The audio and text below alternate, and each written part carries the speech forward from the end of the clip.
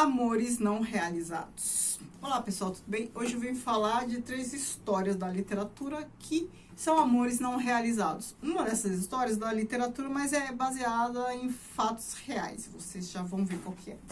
Antes de comentar que histórias são essas, vou pedir para você se inscrever neste canal, me seguir no Instagram, o que vi do mundo, e ver as opções para membros. Toda semana tem conteúdo exclusivo para membros do canal.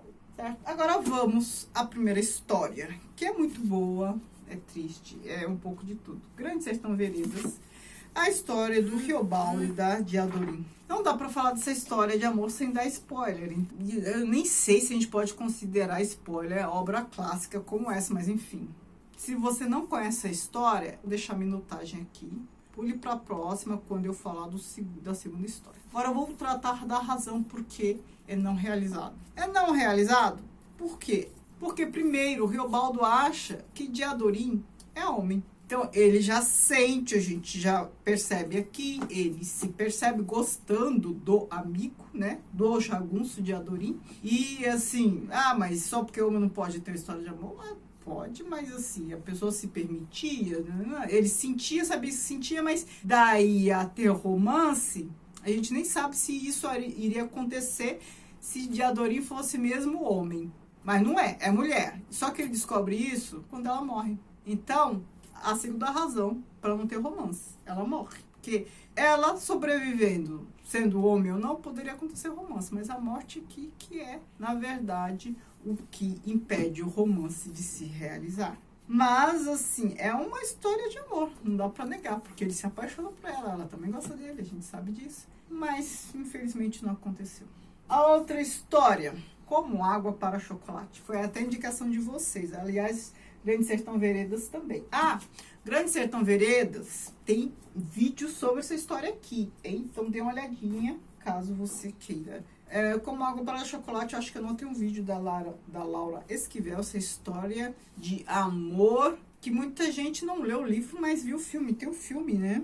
Da Tita, que ela gosta muito de um rapaz, se apaixona e tal, ele também gosta dela, mas aí, agora eu já nem lembro a razão, mas ele acaba se casando com a irmã dela. E ela fica chupando dedo, e ela expressa o amor por meio da culinária, né? Por isso, Como Água para Chocolate. Ela vai fazendo comida, e é engraçado como termina aqui o capítulo, né? Os capítulos terminam assim, terminam aqui indicando que vai continuar com a receita do capítulo seguinte. Então, o capítulo seguinte, o capítulo 7, Júlio, caldo de caldinha de res. Aí tem os ingredientes, aí tem uma página dos ingredientes e depois aqui a maneira de fazer.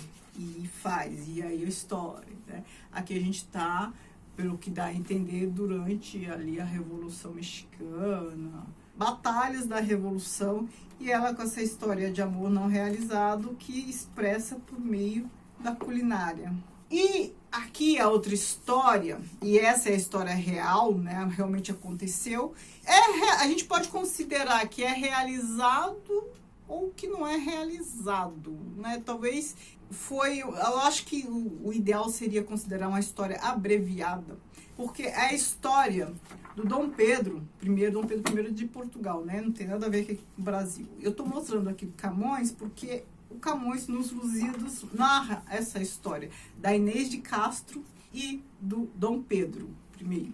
Qual é a questão aqui? Ele ia se tornar, né, o rei de Portugal, ele era o príncipe herdeiro e sabe que essa gente com muito dinheiro não tem escolha, né? Não pode escolher com quem se casar.